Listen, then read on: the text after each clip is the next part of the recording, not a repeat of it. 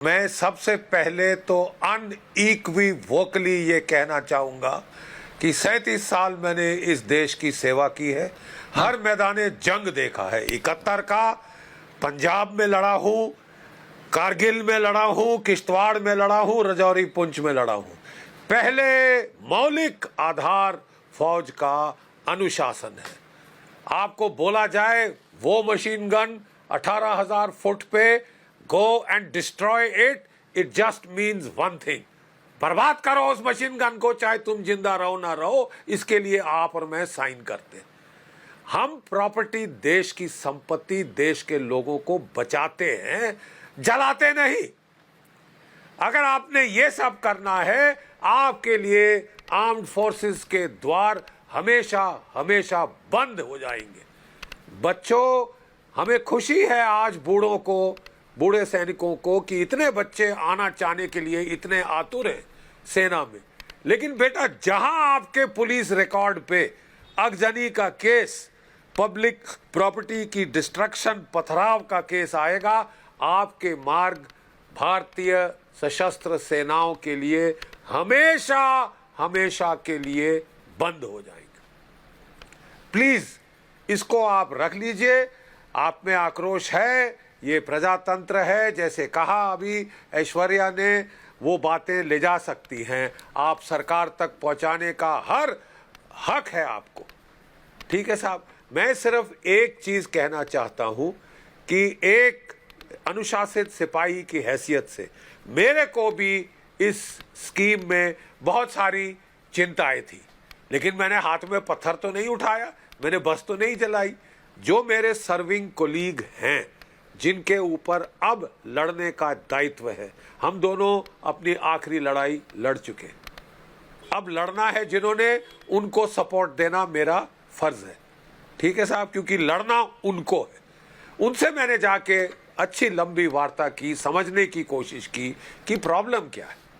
Problem यह है साहब कि वो बिल्कुल साफ कह रहे हैं, मेरे जो कोलीग्स अभी जो सेना में हैं, और वो मैं पूरी इज्जत देता हूं उनकी राय को, वो कह रहे हैं कि हमको साहब यंग एज प्रोफाइल चाहिए। जब लद्दाख में प्रॉब्लम आई तो जो हमारे बुढ़े लोग थे उनको काफ़ी कष्ट हुआ, हमको यंगर एज प्रोफाइल लानी पड़ेगी, जायज़। फिर उनका दूसरा जो बात थी साहब कि हमारा पेंशन और जो पे की वजह से रेवेन्यू साइड ऑफ बजट बढ़ता जा रहा है। 1 लाख करोड़ का तो पेंशन का बिल है, और जो हमारा कैपिटल बजट हथियार खरीदने का घटता जा रहा है। मसलन की एयरफोर्स में आज के दिन 45 स्क्वाड्रन की ज़रूरत है और हम 30 से शायद नीचे। तो साहब अब या तो कहीं से पैसा लाया जाए, या ये हमको हथियार लाने पड़ेंगे। ये इधर और इक्वेशन नहीं हो सकती। ठीक है साहब, मेरे ये सब सोचने के बाद मैंने घर आके बहुत ध्यान से सोचा है, और मुझे बहुत खुशी हुई है देखकर कि सरकार रिजिड नहीं है, सरकार का ओपन माइंड है।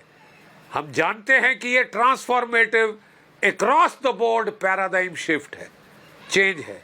ऐसे चेंज को मैनेज करना पड़ता है, ट्वीक करना पड़ता है, और कोशिश की जा रही है कि जैसे जैसे कुछ प्रॉब्लम एरियाज आ रहे हैं उनको एड्रेस किया जाए। एड्रेस करने का तरीका सड़क पे जाकर, ट्रक जलाकर, बस जलाकर, रेलवे कंपार्टमेंट जिसमें आपकी माता, बहनें, भाई, बंधु जाते हैं, उसको जलाकर नहीं है साहब। और अगर आपका ये रवैया है तो आपकी सेना में वी डोंट नीड यू साहब, please, we don't want you. क्योंकि आपके पास फिर हथियार देके तो फिर तो आप क्या करेंगे? अभी तो आप बगैर हथियार के ये कर रहे हैं। तो साहब, मैं कहना ये चाहता हूं to the powers that be कि बहुत अच्छा है कि एक लचकदार, फ्लेक्सिबल अप्रोच लिया जा रहा है। कोई अपनी ईगो पे खड़ा नहीं हो रहा। राजनाथ सिंह जी ने कितनी बार तो चेंजेस छोटे मोटे जो लोगों ने बताए उनको कि यहाँ तकलीफ हो रही है, एड्रेस करने की कोशिश की है। मैं सिर्फ 2 कंस्ट्रक्टिव सुझाव हमारी सरकार को to the powers that be देना चाहूँगा। नंबर 1, जब मैं सेना में आया था और 71 की लड़ाई लड़ी थी, उस वक़्त के जवान की कलर सर्विस 7 साल थी, ताकि यूथफुल प्रोफाइल रखी जा सके। ठीक है। तो 7 साल के साथ भी बहुत अच्छी यूथफुल प्रोफाइल थी और उस 7 साल के सैनिक ने पाकिस्तान के 2 टुकड़े किए थे 13 दिन में। 93,000 कैदी पाकिस्तान के घुटना टेक के बैठे थे। ये मेरी आंखों देखा हाल।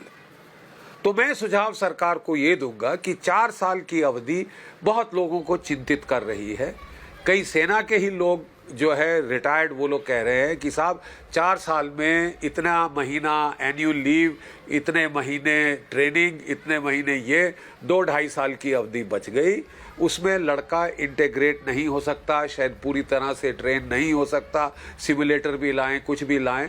अगर आप 7 साल का रखेंगे, आप एक जो है एक वायबल कैरियर देंगे उस लड़के को, जो कि था 71 में जब हम जंग जीते। You will give a viable career, he will integrate well, he will learn the job well और कुछ सेवा कर पाएगा बिफोर वो चला जाए बाहर। अब क्या है कि वो जॉब सीखेगा और फिर बाहर, फिर नए लड़के को ट्रेन करो, वो सीखेगा फिर बाहर, सर हम just starting with opening comment करो। एक तो ये, दूसरा जो अभी हम दे रहे हैं, मैं बस 10 सेकंड दे दीजिए। मैं कह रहा हूं कि जो अभी हम अश्योरेंसेस दे रहे हैं कि मोस्ट लॉजिकल प्रोग्रेशन है, सेना में आप आए, जब रिटायर होते हैं आप सीआरपीएफ, बीएसएफ वगैरह में जाएं, जहां आपको नक्सल से लड़ना है। बहुत काम आएगा आपको वो सैन्य तजुर्बा। लेकिन फॉर टर्फ वॉर रीजंस, अपनी अपनी टर्फ बचाने के लिए देश की प्राथमिकता बाद में और पहले अपनी सर्विस की प्राथमिकता, ये आज तक नहीं हुआ। अब किया जा रहा है। लोगों को रीअश्योरेंस देने के लिए आप एक एक्ट ऑफ पार्लियामेंट लाएं और ये जो सारे बेनिफिट्स आप बता रहे हैं जो एग्जिट पे दिए जाएंगे, उनको सॉलिडिफाई कर दें, लीगल बना दें, ताकि कल सरकार बदली भी होती है तो दूसरी सरकार इनसे मुकर नहीं सकती।